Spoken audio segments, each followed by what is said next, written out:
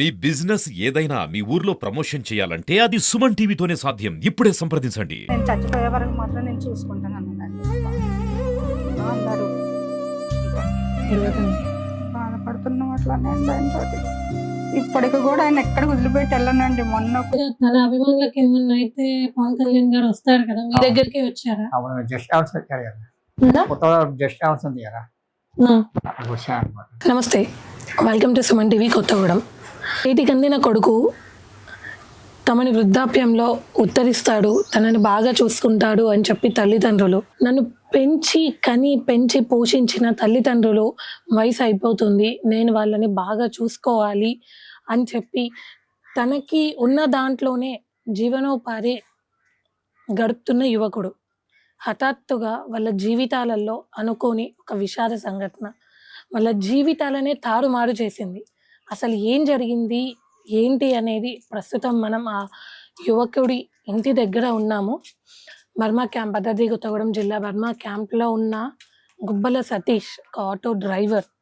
So తనకి జరిగిన ఆ ఇన్సిడెంట్ ఏంటి అనేది, ఇప్పుడు తను ఉన్న పరిస్థితి ఏంటి, అసలు తను ఏం కోరుకుంటున్నాడు అనేది మనం ఒక్కసారి సతీష్తో మాట్లాడి తెలుసుకుందాం.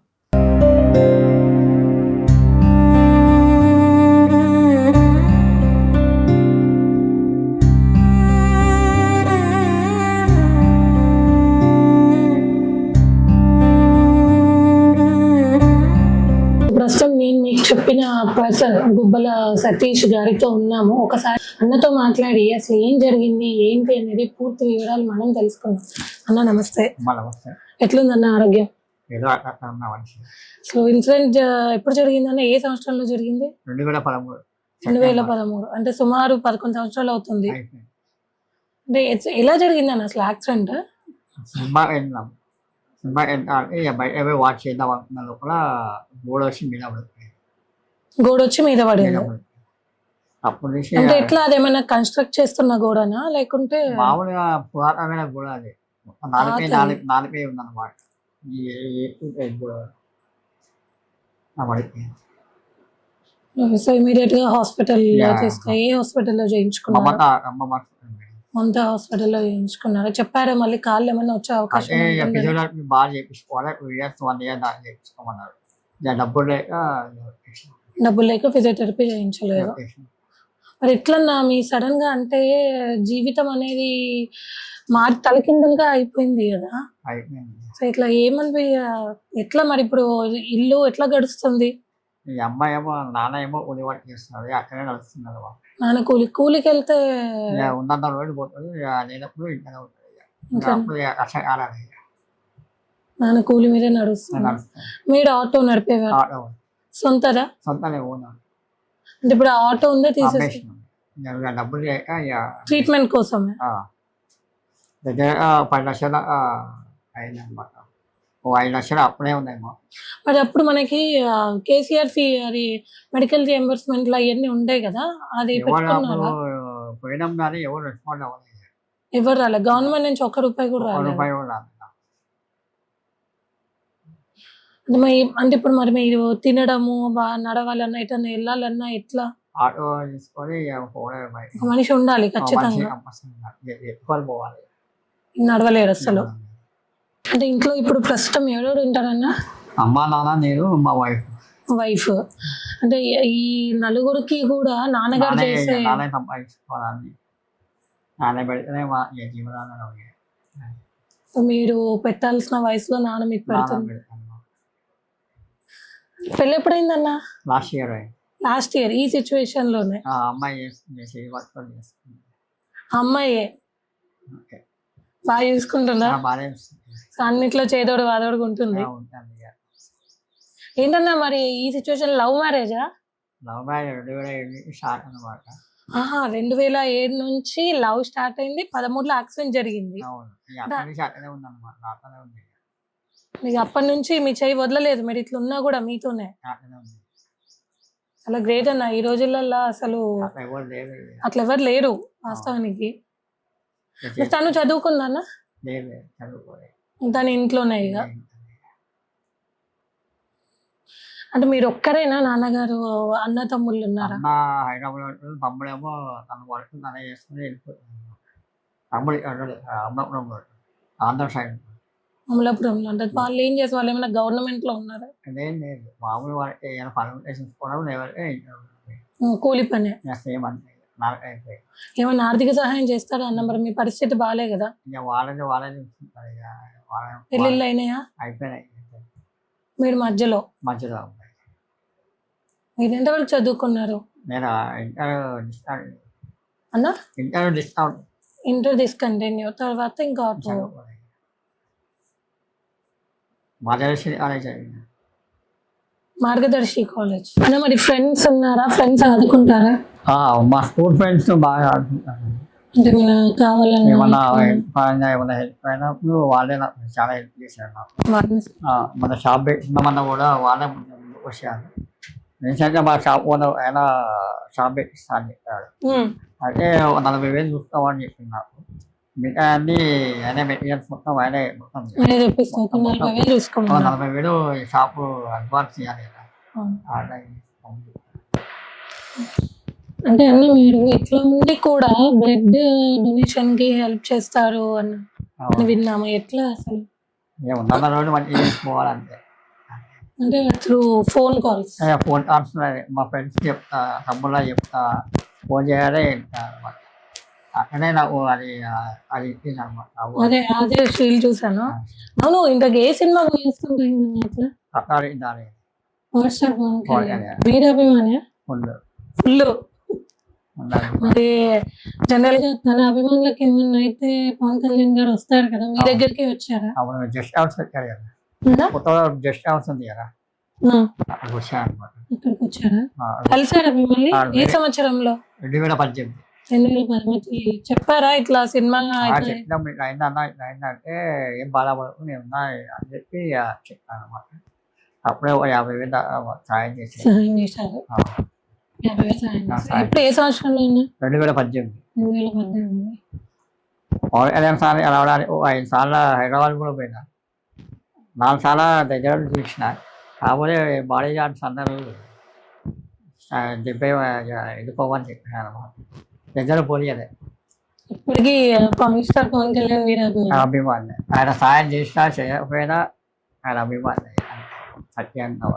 ఎందుకంత క్రేజ్? ఆయన హెల్పింగ్ బాగుంటుంది, మంచిగా ఉంటుంది. హీరో పరంగా హెల్పింగ్ బాగుంటుంది.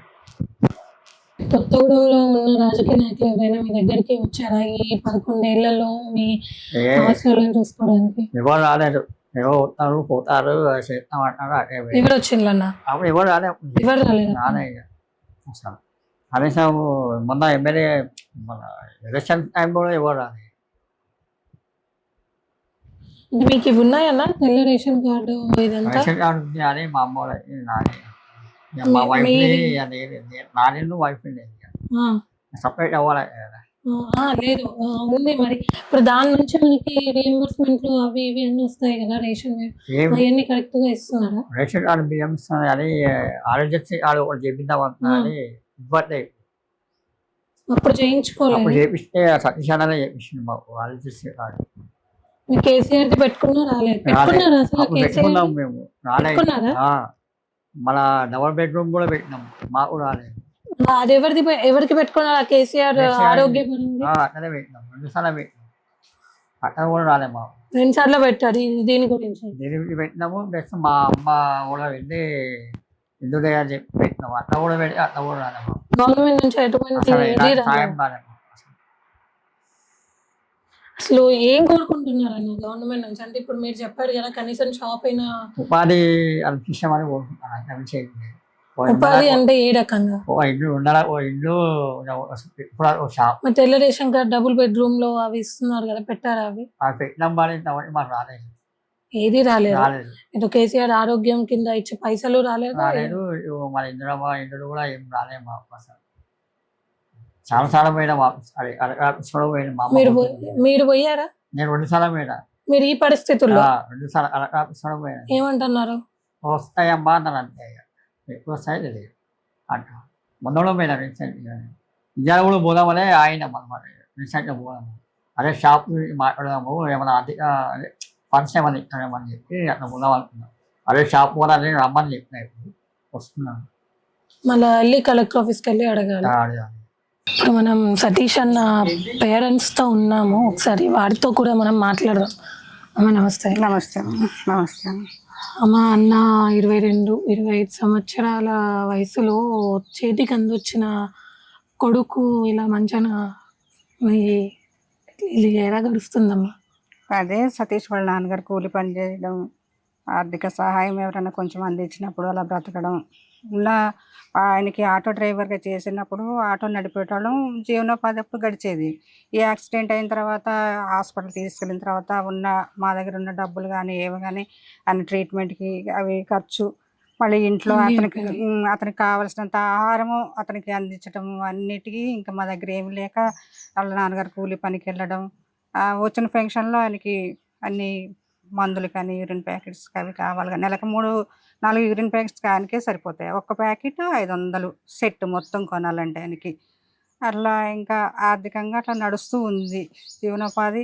ఇప్పుడు 11 సంవత్సరాల నుంచి ఆయన కోసం మంచానికే పరిమితి అయి ఉన్నాడు కదా. ఆయనకి సేవ చేసుకుంటూ నేను, తండ్రి గారు ఆయన కూలి పనికి వెళ్ళుకుంటూ అలా జీవనోపాధి చేస్తున్నాం. ఇప్పుడు తనకంటే తన కాళ్ళ మీద.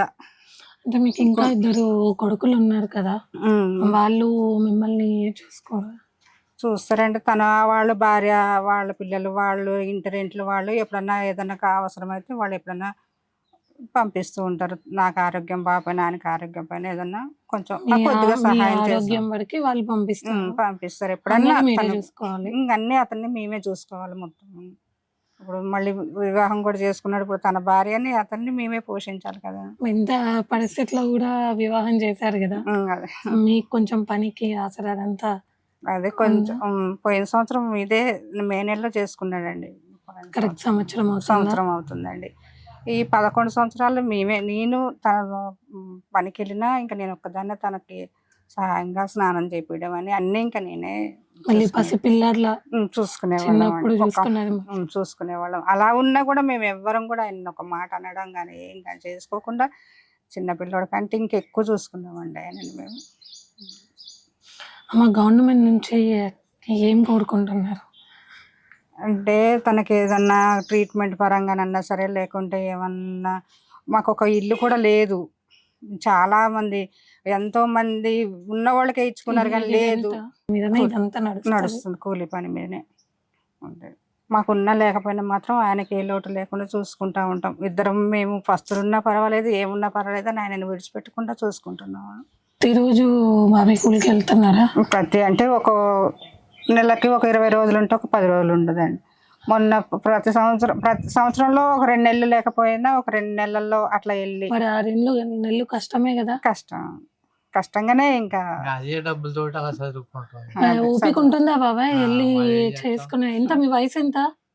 70 ఉండొచ్చు. 70 ఏళ్ళు కూలి పనికి వెళ్తారు. అంటే మీరు మొదటి నుంచి ఇదే చేసేవాళ్ళ? అంటే అన్న చిన్నతనం నుంచి మొదటి నుంచి కూలి పనేనా మీరు? సింగరేణిలో పని చేసినాం. సింగరేణిలో ఏం చేశారు? అది లోపల అండర్ గ్రౌండ్ లోనే చేసిన. అండర్ గ్రౌండ్ మైనింగ్ లో చేశారు. ఇప్పుడు మీకు ఇప్పుడు పెన్షన్ రాదండి. 1500 కూడా రావు, తక్కువ పెన్షన్. 2007లో ఇప్పుడు రిటైర్మెంట్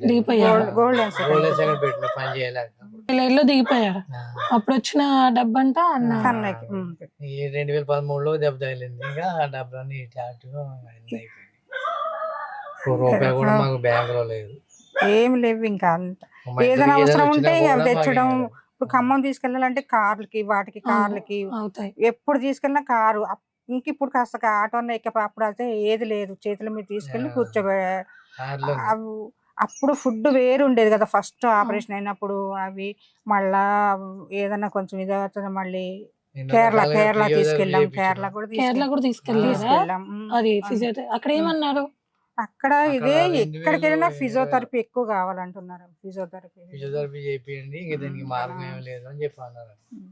కడుపులో నొప్పి వచ్చిన, యూరిన్ స్ట్రక్ అయినా ఏదైనా సరే తనకు కావాల్సినవి అన్ని తెచ్చుకోవడం వరకైనా పడిపోవడం కాకుండా ఫర్దర్ గా ఇవన్నీ అవుతా ఉంటాయి. ఒక్క సెట్ కొనాలంటే 500. యూరిన్ అప్పటికప్పుడు బ్యాగ్ కావాలన్నా ఏదన్నా ఒకవేళ మన దగ్గర డబ్బులు లేకపోయినా ఎక్కడో ఒక చేసన్నా సరే తెచ్చి పెట్టాలి ఆయనకి.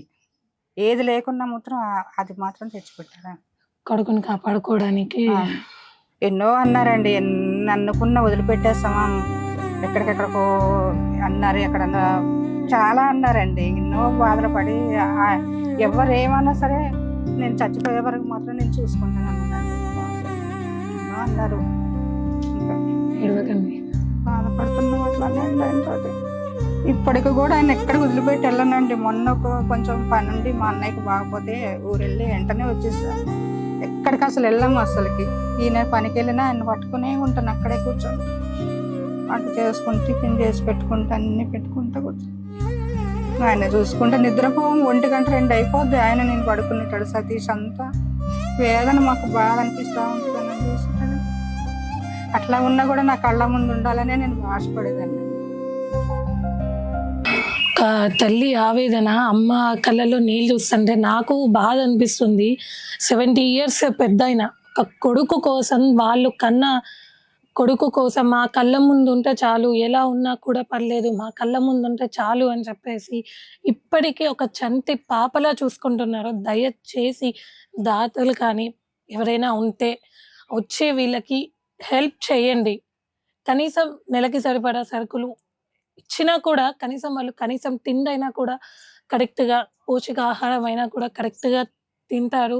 అండ్ ప్రభుత్వం నుంచి కూడా ఒక సతీష్ అన్న సెట్ అయ్యి కనీసం తన కాళ్ళ మీద తాను నిలబడి కనీసం ఒక చిన్న షాప్ పెట్టించినా కూడా నేను చూసుకుంటాను, నా తల్లిదండ్రులను చూసుకుంటాను అని చెప్పేసి అంటున్నారు. ఎవరైనా ఉంటే వచ్చి హెల్ప్ చేయండి.